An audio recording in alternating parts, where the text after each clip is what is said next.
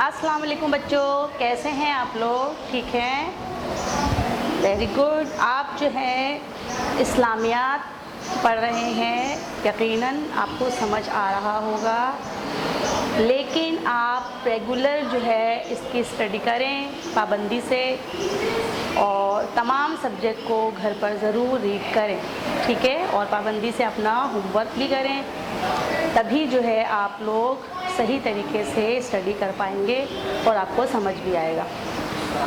आज जो है हम अपना चैप्टर नंबर 4 स्टार्ट करने जा रहे हैं। तो आज का जो टॉपिक है, आज का जो चैप्टर है, वो इस्तिलाहात नमाज के बारे में है। इससे पहले हमने नमाज के बारे में पढ़ा, ठीक है, और अज़ान के बारे में पढ़ा। आज का टॉपिक जो है वो भी नमाज ही से मुताल्लिक़ है, लेकिन जब हम नमाज अदा करते हैं तो नमाज के दौरान हम मुख्तलिफ़ किस्म के अमाल जो है वो अदा करते हैं, और यही जो रुकन होते हैं नमाज के अमाल होते हैं जो हम नमाज के दौरान अदा करते हैं, ये हमारी जो पोजीशंस होती हैं ये हम क्या कहलाती हैं, इस्तिलाहात नमाज। मिसाल के तौर पर हम लोग जो है वो खड़े होते हैं तो ये एक अलग अमल है, फिर हम अल्लाह अकबर कहते हैं और हम तिलावत करते हैं, फिर हम झुकते हैं घुटने पकड़कर, ये एक अलग अमल है, और फिर उसके बाद हम खड़े होते हैं, फिर हम दोबारा से बैठकर ज़मीन पर अपनी पेशानी टिका देते हैं और वहाँ पर तस्बीहात पढ़ते हैं, फिर हम हर 2 रकात के बाद जो है वो दोजानों बैठते हैं। तो इस तरह ये जो मुख्तलिफ़ पोजीशंस होती हैं हमारी, और इस दौरान पोजीशन के दौरान हम जो कलमात अदा करते हैं और जो तस्बीहात पढ़ते हैं, इन सब अमाल को और ख़ास कलमात को जो है इस्तिलाहात नमाज कहा जाता है। ठीक है, समझ आ गई आप लोगों को? तो ये जो इस्तिलाहात नमाज हैं, इनमें जो है चंद एक के बारे में आपको बताया जाएगा।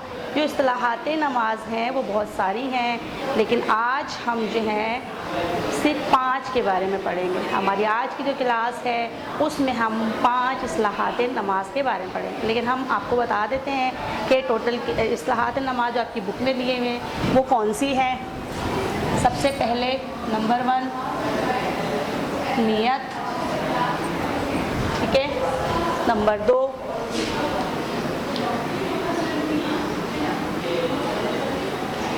तकबीरे तहरीमा। नंबर 3 क़याम।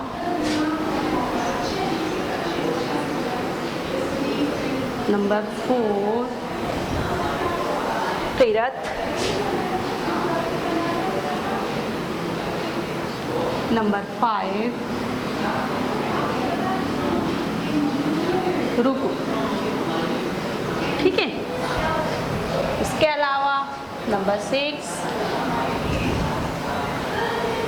क़ौमा। नंबर 7 सजदा। नंबर 8 जलसा। नंबर 9 क़ादा। नंबर 10 तशहुद।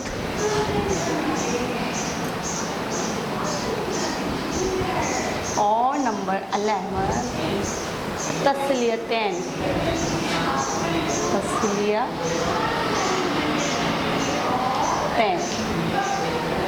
ठीक है, ये इस्तिलाहात नमाज हैं।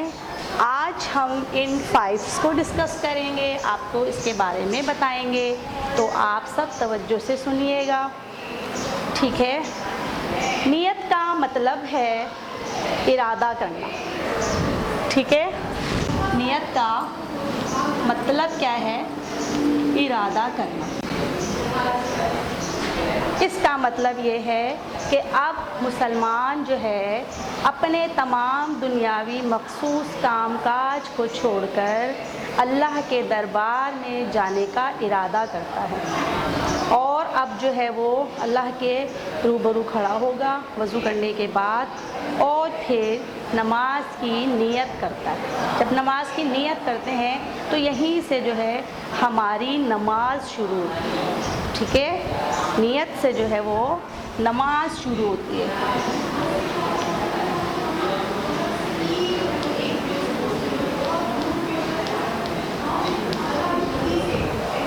تو اس طرح نماز کے لیے آپ جب وضو کرنے جاتے ہیں، جب وضو کرتے ہیں تو اس کا مطلب ہے کہ آپ کے دل میں یہ ارادہ ہے کہ اب آپ اللہ کے حضور کھڑے ہو کر اس کی ناپاکی بیان کریں گے، اس کا جو ہے ذکر کریں گے، اور اس کو جو اس کی عبادت کے لیے آپ تیار ہیں۔ تو یہ جو ہے نیت ہے۔ نیت دل کے ارادے کو بھی کہتے ہیں، اور زبان سے بھی آپ اس کا اظہار کر سکتے ہیں الفاظ کی صورت میں، ٹھیک ہے۔ دوسری جو اصطلاح ہے جو نماز میں استعمال ہوتی ہے، اکثر آپ نے دیکھا ہوگا، سنا ہوگا، وہ ہے تکبیر تحریمہ۔ تکبیر کا مطلب ہے اللہ کی بڑائی۔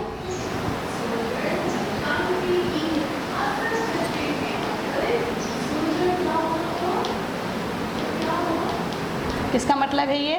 تکبیر کا، ٹھیک ہے۔ اور تحریمہ کا مطلب ہوتا ہے حرام کرنا۔ تحریم کا مطلب کیا ہوتا ہے؟ حرام کرنا۔ یعنی جب مسلمان نماز کے لیے کھڑا ہوتا ہے اور نیت کرنے کے بعد اللہ اکبر کہتا ہے، تو اب اس پر تمام دنیاوی کام حرام ہو گئے۔ یعنی اب جو ہے وہ صرف اور صرف اپنی نماز کو ادا کرے گا، ٹھیک ہے۔ میں اس کو پڑھ کر بھی بتاتی ہوں۔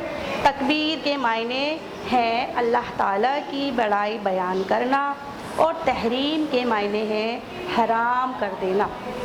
پس تکبیر تحریمہ سے مراد یہ ہے کہ نماز شروع کرتے وقت قبلہ رخ کھڑے ہو کر اپنے دونوں ہاتھ اٹھا کر اللہ اکبر کہا جائے۔ آپ نے دیکھا ہے کہ جب ہم لوگ نماز پڑھنے کھڑے ہوتے ہیں تو نیت کرنے کے بعد ہم کیا کرتے ہیں؟ اللہ اکبر کہتے ہیں اور اپنے دونوں ہاتھوں کو اٹھا لیتے ہیں، ٹھیک ہے، اور اٹھا کر پھر ہم کیا کہتے ہیں؟ اللہ اکبر۔ اور اللہ اکبر کہنے کے بعد اب ہم نہ کوئی بات چیت کر سکتے ہیں، اور نہ ہمارا دھیان جو ہے وہ دنیاوی باتوں کی طرف ہو، کیونکہ اب ہم جو ہے پابند ہو گئے ہیں، اللہ کے حضور جو ہے حاضر ہو گئے ہیں۔ اب دنیاوی سوچیں، دنیاوی کام ہمیں اپنے ذہن سے نکال دینے ہیں، اور صرف اللہ کی طرف متوجہ ہونا ہے۔ دھیان اور توجہ سے جو نماز کے باقی ارکان ہیں ان کو ادا کرنا ہے، اللہ کی پاکی بیان فرمانی ہے، اور جو ہے ہمیں جو بھی نماز میں جو تسبیحات ہیں، جو قرات ہے، جو بھی چیزیں پڑھنے والی ہیں، ہمیں وہ سب ادا کرنی ہے، اور ہمارا دھیان صرف اس بات میں ہو کہ میں اللہ کے دربار میں کھڑا ہوں اور اللہ میرے سامنے ہے اور میں اللہ سے گفتگو کر رہا ہوں، ٹھیک ہے۔ تو آگے پڑھتے ہیں۔ اس تکبیر کے بعد نماز کے سوا باقی دوسرے تمام جائز کام نمازی پر حرام ہو جاتے ہیں۔ وہ بات چیت نہیں کر سکتا، یہاں تک کہ سلام کا جواب بھی نہیں دے سکتا۔ قبلہ رخ کھڑے ہو کر اللہ اکبر سے نماز شروع کرنے کو تکبیر تحریمہ کہتے ہیں، ٹھیک ہے۔ تو یہاں پر ہم کہہ سکتے ہیں اللہ اکبر کہنا، اللہ اکبر کہہ کر نماز شروع کرنے کو کیا کہتے ہیں آپ؟ تکبیر تحریمہ کہتے ہیں، ٹھیک ہے۔ سمجھ آ گئی آپ لوگوں کو اچھی طرح سے؟ نیکسٹ جو اصطلاح ہے نماز کی وہ ہے قیام۔ قیام کا مطلب ہوتا ہے سیدھا کھڑا ہونا، اور آپ کو معلوم ہے کہ ہم لوگ جب اللہ اکبر کہتے ہیں تو اللہ اکبر کہنے کے بعد جو ہے ہاتھ باندھ کر کھڑے ہو جاتے ہیں اور اللہ تعالیٰ کی پاکی بیان کرتے ہیں، ٹھیک ہے۔ اور قیام بھی جو ہے وہ نماز کا لازمی حصہ ہے، قیام کے بغیر نماز نہیں ہوتی، مطلب ہم بغیر کسی وجہ کے، بغیر کسی عذر کے، بغیر کسی بیماری کے ہم جو ہے وہ بیٹھ کر نماز نہیں پڑھ سکتے۔ نماز میں کھڑے ہونا یعنی قیام جو ہے وہ لازمی ہے، قیام کے بغیر نماز نہیں ہوتی، سمجھ آ گئی؟ تو یہ جو ہے لازمی حصہ ہے۔ تو دیکھیں آپ کی بک میں کیا کہہ رہے ہیں، قیام سے مراد ہے سیدھا کھڑا ہونا، یہ تو آپ لوگوں کو سمجھ میں آ گئے ہوگا، ٹھیک ہے۔ تو قیام کا مطلب کیا ہوتا ہے، سیدھا کھڑا ہونا۔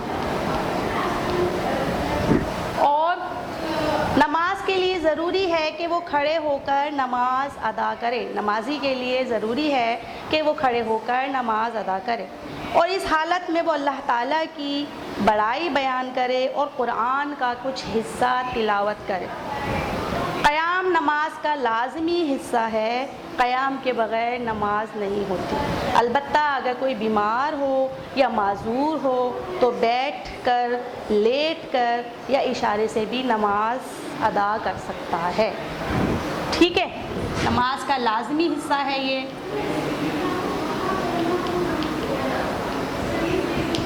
اس کے بغیر نماز نہیں ہوتی۔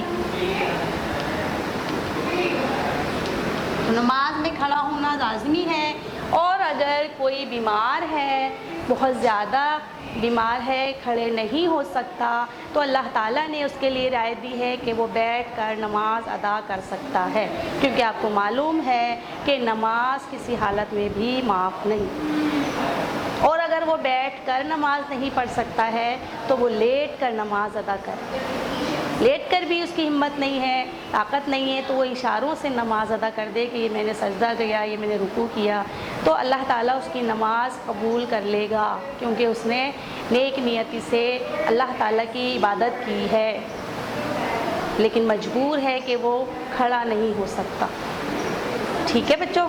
تو آپ نے دیکھا کہ نماز کسی حالت میں بھی معاف نہیں، نماز کو ہر حال میں ادا کرنا ہے۔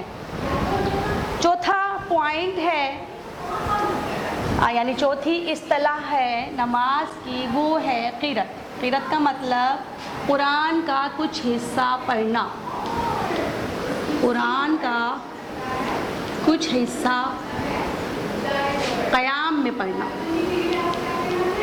ٹھیک ہے۔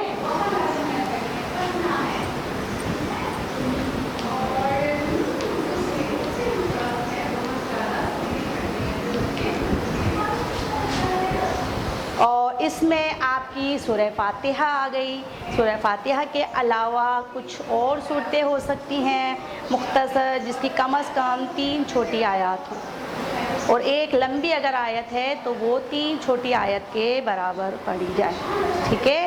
تو سورہ فاتحہ پڑھنا یہ بھی لازمی ہے، اس کے بغیر آپ کی نماز نہیں ہوتی، سمجھ آ گئی؟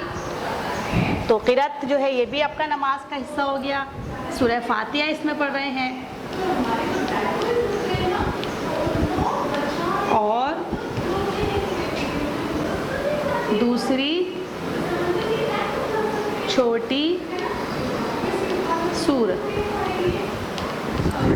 ٹھیک ہے بچوں۔ اس کے بعد 5ویں اصطلاح آپ کی جو ہے نماز کے لیے وہ ہے رکوع۔ رکوع کے معنی ہے جھکنا،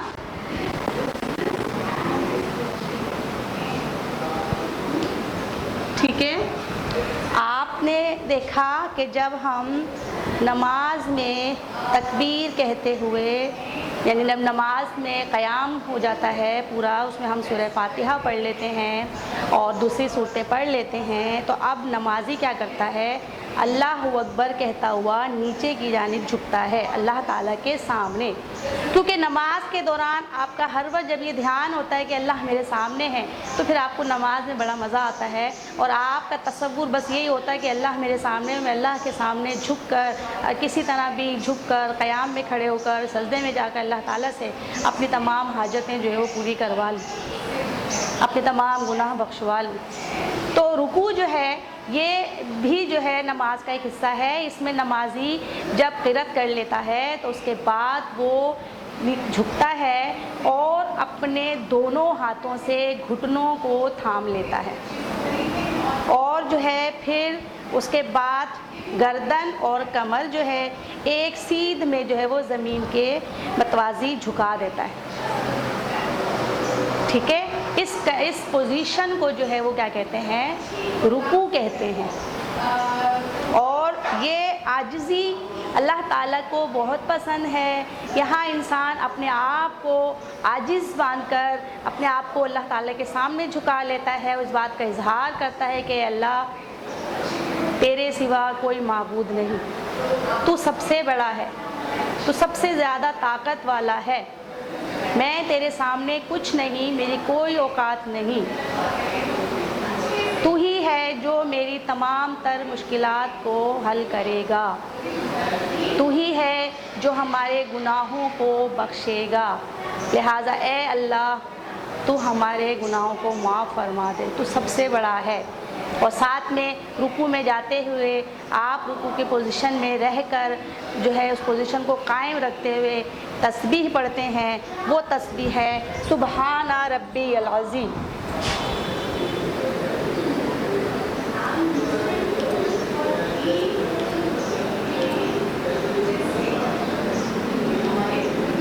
سبحان ربی العظیم، ٹھیک ہے۔ مطلب کیا ہے؟ پاک ہے میرا رب، پاک ہے میرا رب جو عظیم ہے۔ تو اس طرح آپ اللہ تعالیٰ کی پاکی بیان کرتے ہیں، اللہ تعالیٰ کی خوبیاں بیان کرتے ہیں، اور اس طرح اپنے آپ کو بالکل عاجز مان کر اللہ کے حضور جھک جاتے ہیں، تاکہ اللہ تعالیٰ آپ کی اس ادا کو پسند کرے اور اللہ تعالیٰ آپ کے گناہوں کو معاف فرما دے، اللہ تعالیٰ آپ سے خوش ہو جائے، ٹھیک ہے۔ تو یہ تھی آج کی ہماری نماز کی اصطلاحات جو ہم نے پڑھی، تقریباً ہم نے 5 کو ڈسکس کیا، باقی جو ہے انشاءاللہ نیکسٹ کلاس میں۔ اب جو ہے آپ اپنی کاپیز نکال لیجئے تاکہ آج کا کلاس ورک اور ہوم ورک کر لیں، ٹھیک ہے جی بچوں، نکال لیجئے کاپیز۔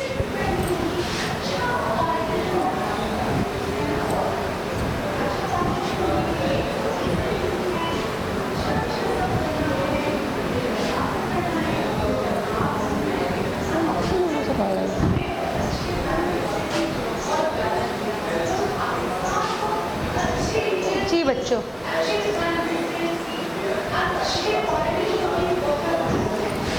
کلاس ورک پہلا کوشچن ہے آپ کا،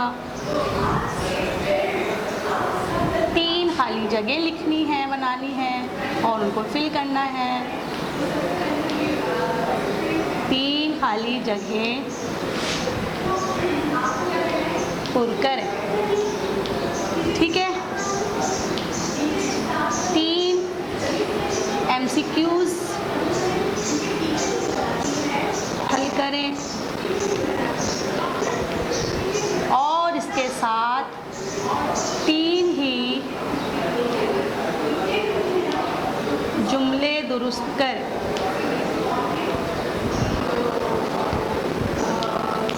ٹھیک ہے بچوں۔ یہ تھا آپ کا کلاس ورک جو یقیناً آپ نے کر لیا ہوگا۔ اب جو ہے ہوم ورک کی طرف آ جائیے۔ آج کا ہوم ورک، پہلا سوال،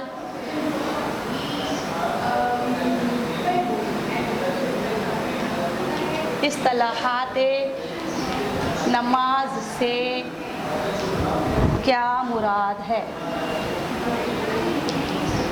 ٹھیک ہے. اس کے بعد مندرجہ ذیل کی تشریح کریں.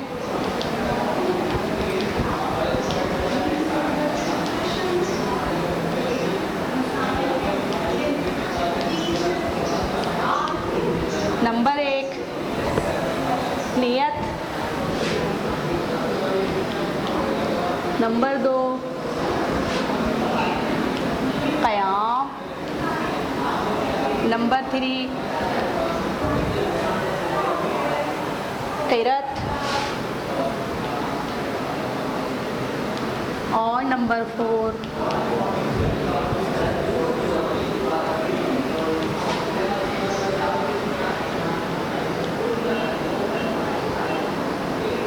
تکبیر تحریم. تیسرا سوال آپ کا رکوع سے کیا مراد ہے؟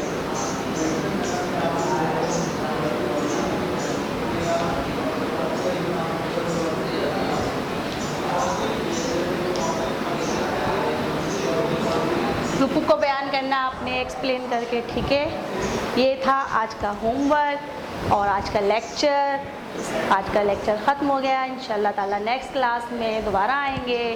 تب تک کے لیے اللہ حافظ.